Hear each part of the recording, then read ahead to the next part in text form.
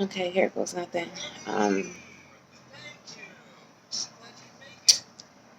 It's my very first YouTube page, very first YouTube video.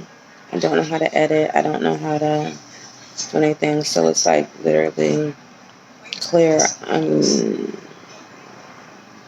no editing because I don't know how to do any of that. So what you see is what you get. Um, my name is Danny, and this video and all these videos, a lot of them is probably more than likely going to be on my daily life and my journey on me getting my children back. Um, Back in 2014, DSS, DIFAS, took my children from me. I remember that day like it was yesterday because it was the weirdest and oddest thing for me. I was staying at a relative's house, and the relative was basically putting me and my daughters out and said we had a week or the end of that week. So I remember having to look for somewhere to go, find somewhere to go, and find somewhere quick because me and my babies had nowhere to go. It was just us two, us three, and our things. Their dad was in jail, and he was serving a 3-year prison sentence. And he literally just went in probably 3 months, had been in there only for like 3-4 months, maybe a little bit longer.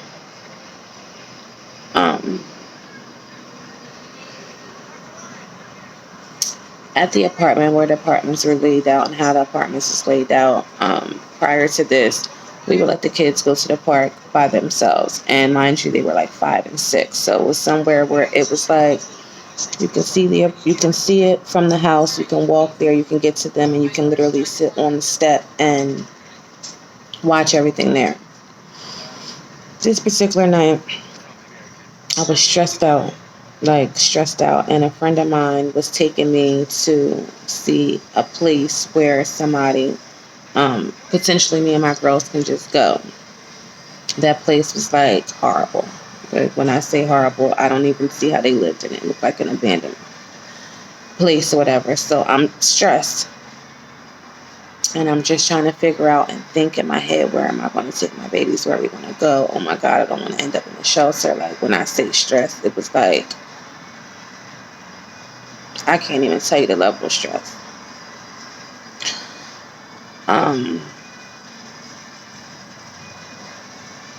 We were at the park, and my relative kept calling my phone. I said, I'm stressing right now. The girls had just been there, was already fed. They were in the room watching TV, and I was at this park. Like, and I remember I had 2 warrants for my arrest for traffic tickets.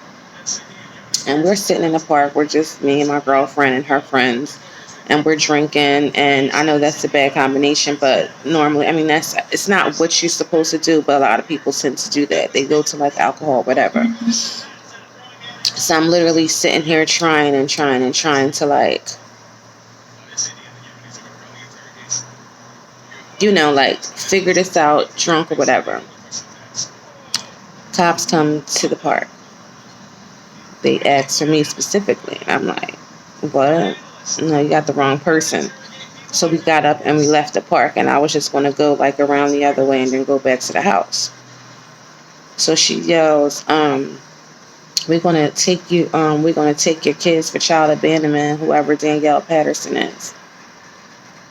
And I'm like, what? So I turned around immediately. Like, what do you mean, child abandonment? Your cousin said she's been calling and you left and you've been gone since earlier today. I had been going literally 20 minutes, 30 minutes at the most. Because when I came back from going to that house that I was telling you about earlier that was abandoned, I went back into the house, changed into some pants, and I left to go to the park across the street. And I told her that's where I was going. So I get there. The police officer runs my name, says I had a warrant for the traffic tickets, but they'll probably bring it back. She looks over to my cousin, says, can the kids stay here While we take her to the station, she says, no. Kids get in a police car. We get to the police station. She was like, is there anybody that can come pick up the kids or get the kids? So I called my mom. My mother was in New York with my oldest daughter at a meet, like a Bible meet. She did like Bible quiz competitions. So I had to call my sister. My sister came from the town that she was in to where we were at. It was probably like a 20-minute drive. She gets there and gets the kids. The police officer said that they had to call DIFAS because in our state, anytime children are in the police car, DIFAS is called. They have to be called, so, according to her. I didn't think anything of it. I thought they were going to release me, but it turns out that they ended up, what do you call it? Turned out that they ended up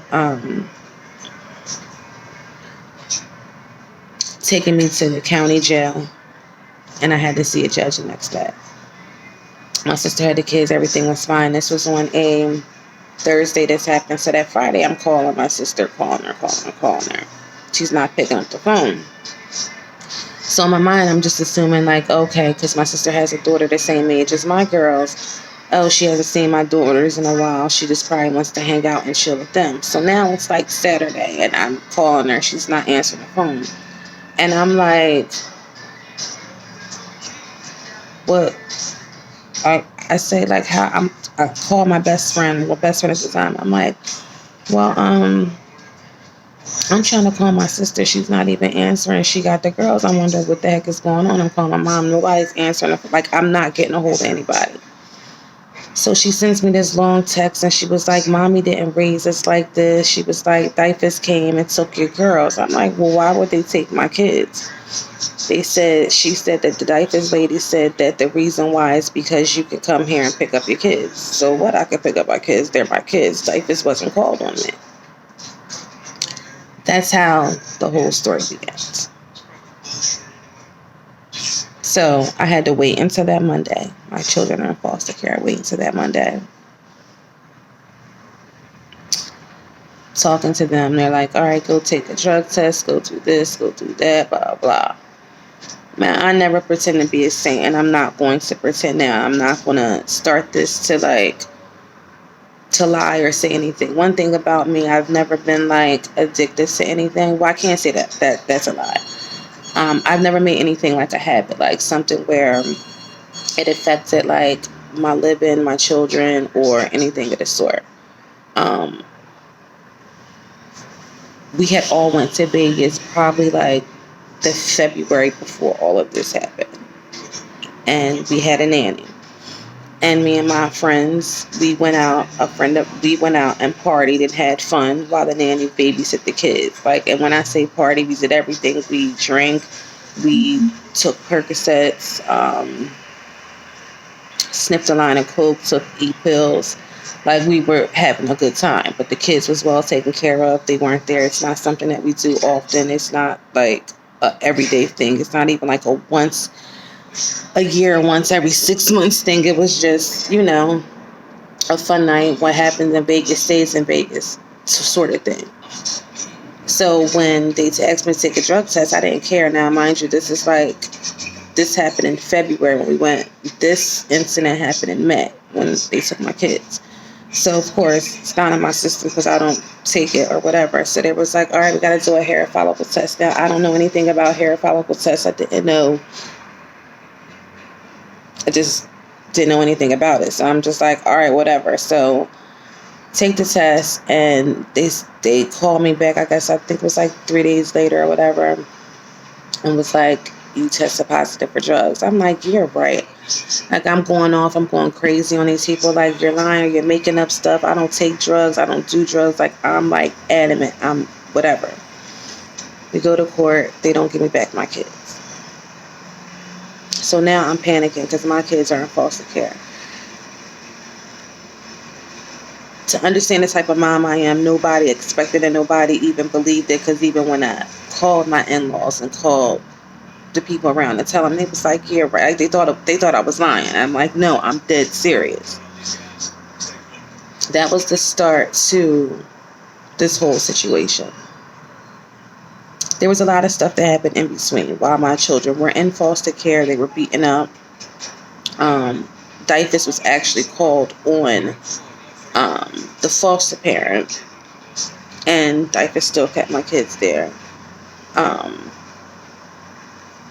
My kids were taking baths in like a tote. It was horrible, and it was my fault. And at that point, I think I started drinking like a lot.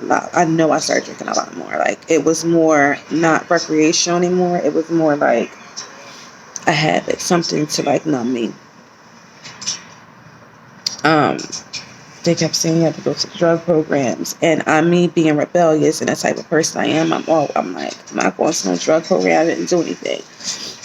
Can't say not realizing the seriousness of it, but just I didn't get it. During this whole thing, I realized who my friends was, who my family was, and who people around me were. And they weren't the people I thought they were. Because I know that if the roles are reversed, it would have been no problem for me to take their kids. Like, it would have been an issue. Like, you don't even have to ask me twice. I'm going to take them. It is what it is. And the ironic thing is, these people still wanted to go out with me. They still wanted to party with me. They still wanted to do everything. But they weren't willing to do that for me. So I kind of, I found out who my friends was, which was myself, to say the least.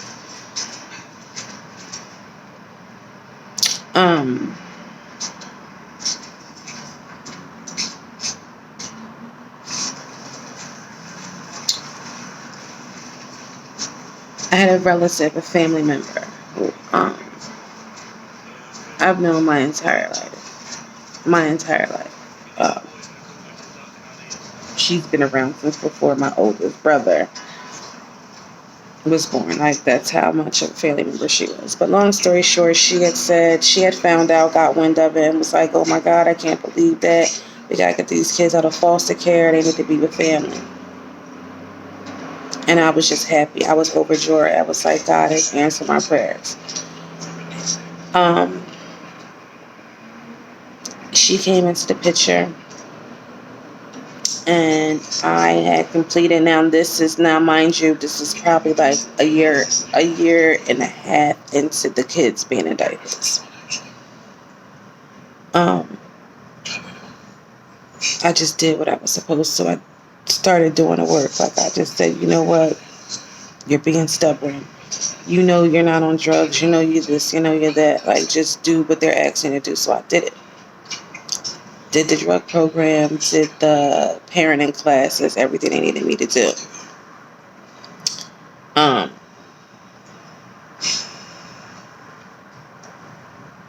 So I remember once it was completed, I got a job. Now, normally my jobs, like, I have, 9 to 5 jobs, good paying jobs or whatever. Like, that's normally my line of work. But because my visits were at the DIFUS building, and it was only Monday through Friday, no weekend visits, and it was like during the day, it was 9 to 5, like in between those hours. I couldn't get a job like that. So I literally couldn't find a job. Because of my qualification, I couldn't get a job at like Walmart or McDonald's or Taco Bell. Like, I wasn't opposed to anything. A job is a job, and this is what I need. I need to work. Like, I always worked, always depended on myself as far as like working. So I'm thinking that now that not thinking, I was told by my relatives, like, it's going to be easy. You don't have to go to the DIFUS building and watch play with the kids. You can play with the kids at the house. Like, just enjoy your time, whatever. So I got this job, and they give you bus passes, the DIFUS people. So I asked them for a 4 zone because that's where the kids were. They was like, well, your job is only a 2 zone. I said, yeah, but my job is 9 to 5. And because my job is 9 to 5, I can't get back and forth. I'm not going to be able to make the visits during the week, but I'll be able to go to the town my kids are in. And once I go to the town that my kids are in, I can, once I go to the town that my kids are in, I can essentially do exactly what I'm supposed to do. Like, I can see them on the weekends. I can, hang out with my kids. She says, all right. And then, no, she didn't say all right. She said, I have to call and talk to your aunt and see how she feels about it. The aunt that has my kids. So when I talked to her again, she was like, your aunt said no. So I'm like, what? I just thought that was weird. Like, no. So I called my aunt and I asked her, and she was like, oh no, I never told them that. They told me that you weren't allowed to come down here. And at this point, I believed her, because it was like Dyfus had been lying to me and giving me the runaround during this whole process, like basically the whole entire time, that I didn't even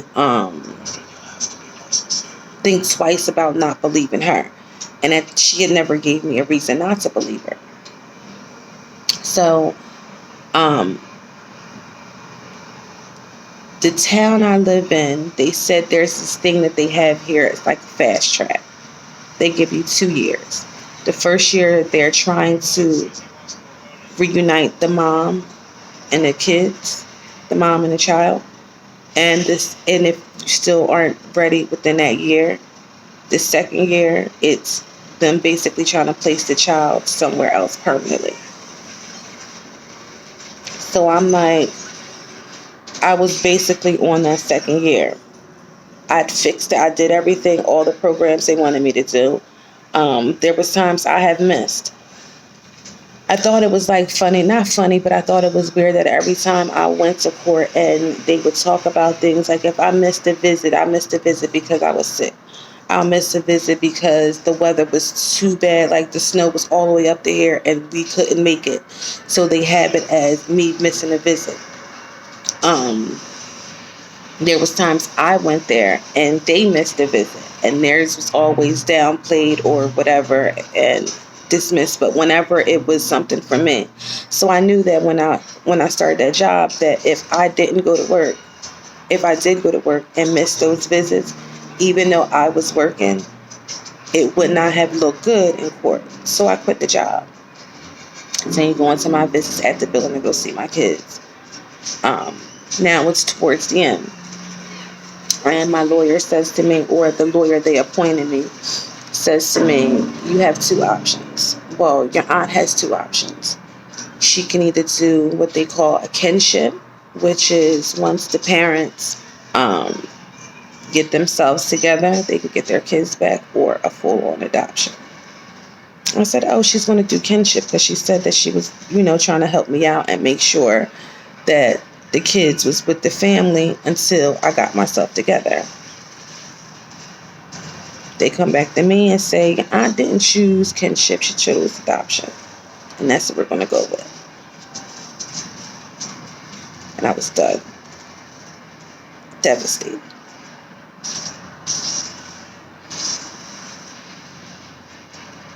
Okay.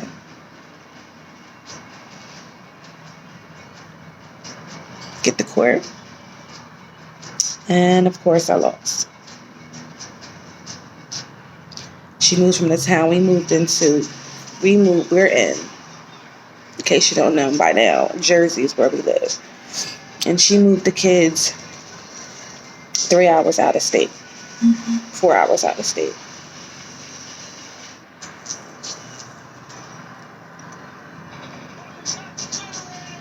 It's now fast forward 6 years. My daughter she'll be 13 in a couple days, and my baby is 11.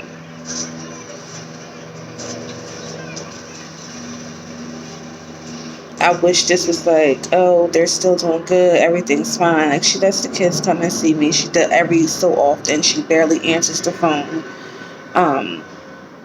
The way that she talks to my kids, like at this point, it's just like a cash cow thing to her. And when I say a cash cow, like, it's just weird because it's like, I don't know if I'm nervous by doing this because I've never done this before. So I don't know. But it's just, to me, like,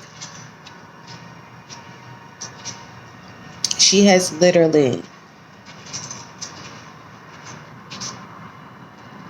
used my children as pawns. One Christmas we went there, we bought my kids the American dolls.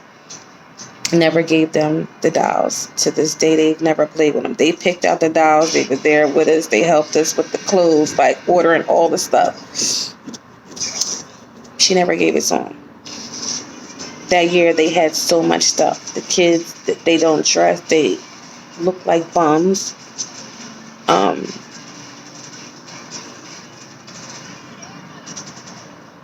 She's the mean lady. She tells the kids nobody wants them. Nobody.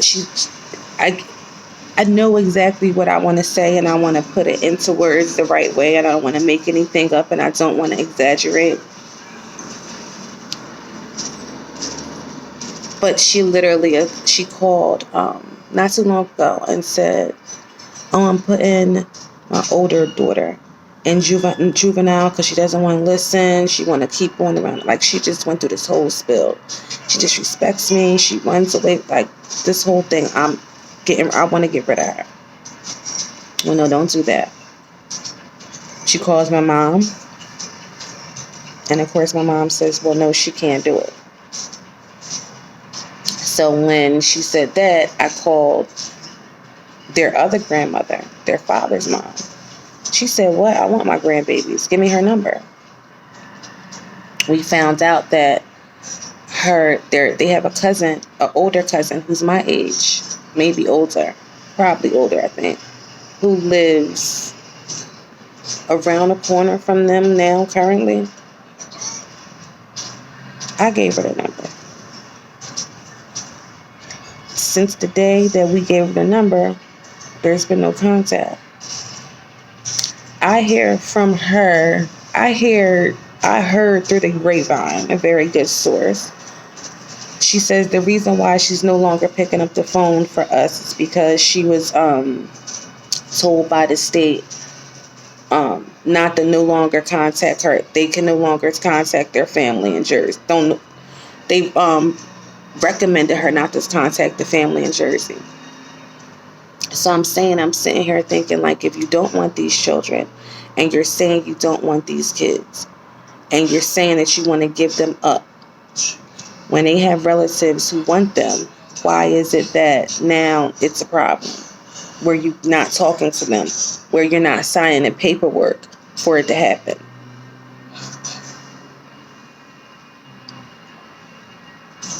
I can say in one breath she's been doing a good job, like she's had my kids. I can say in the other breath she isn't. I know that at this point it just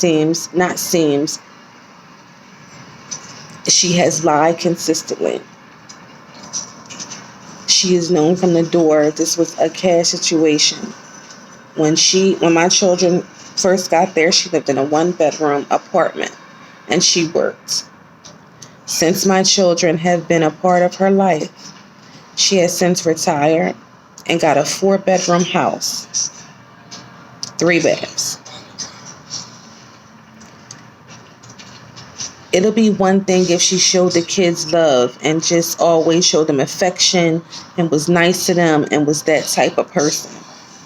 But this woman is the exact opposite. She yells at them for eating. She yells at them she's just a mean lady. Mean. And my oldest is about to be 13 and she's at the point where she's just like, she's fed up. She is. And I'm afraid because this lady keeps pushing and pushing and pushing and picking with my children.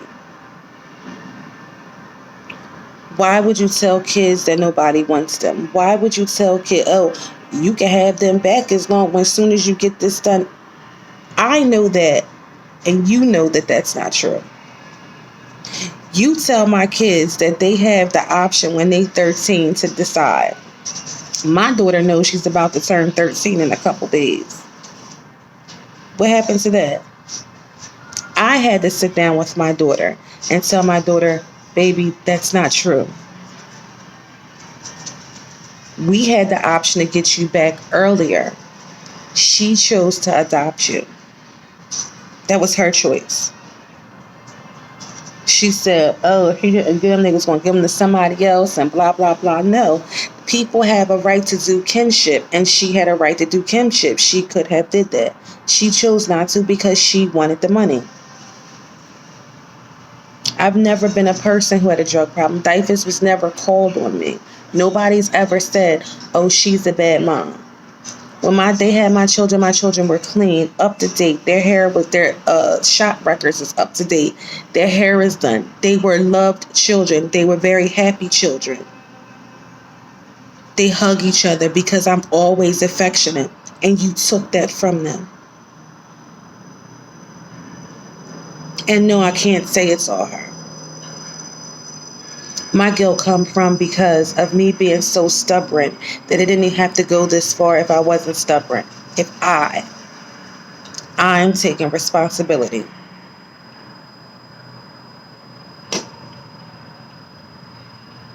Everybody says it takes a village to raise a family. It absolutely does. I was in situations that people don't even understand, like their father, my husband, we're still married. He's always in and out of jail. Always. He just came home yesterday. He's always in and out of jail. And I'm always the one working. And while I'm working normally, he had the kids. When he gets arrested and he gets locked up, I can't work anymore. You know how most people are able to like call their mom or call their sister, call their friend, can you pick up the kids? I'll be there. I get off at 5. And by the time I get home, I get off at 5. They have to be out of daycare at 5, but I'll be back by 6 and I'll just pick them up from your house at 6 o'clock. No. I've lost houses every single time. Every time he got arrested and he got locked up and had to move in someone else's house with my children because I never had a village. I still don't have a village. People can call me anytime, all the time. Can you watch my baby? Can you come over and babysit? Can you come over and do this? And I don't mind. I don't care because I'm not a tit for tat person. But I never had that luxury.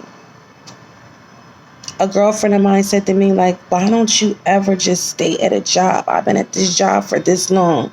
I've been living at this house for this long. I said, the difference is between you and I, if you need your aunt, your uncle, your sister, your cousin, your friend,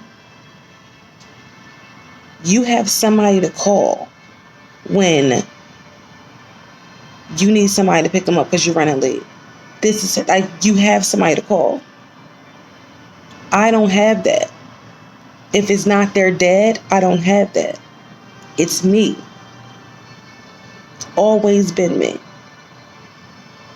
But I've always been a one to let people come to my house, and because I didn't want to see people in the streets, and I didn't like, and I say people, I mean like family members. I've always been that person. I don't know how not to be that person. But for somebody or for this whole situation, it's just, I don't know, it's just mind-boggling to me. So now I'm on a journey. I'm on a journey like nobody it is before, like I've never been before.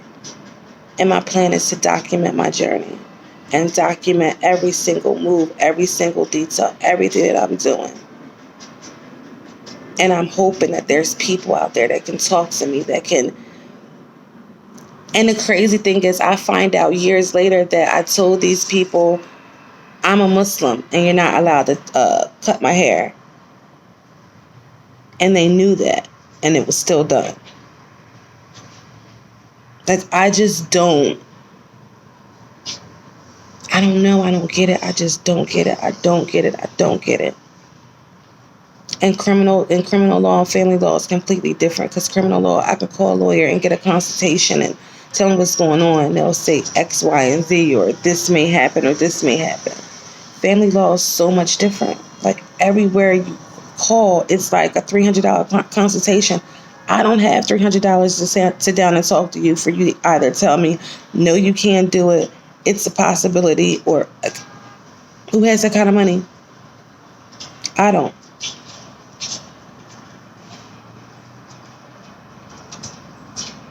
I feel like don't feel like I know I've been railroaded this whole entire case, this whole entire process. And it simply isn't fair.